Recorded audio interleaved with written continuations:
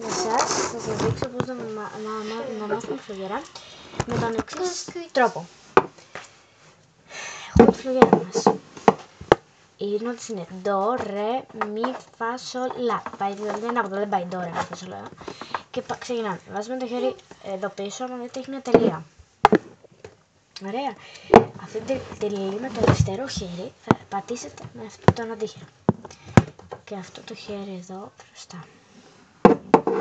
Κάνουμε. Βάζουμε χέρι. Βάζουμε χέρι.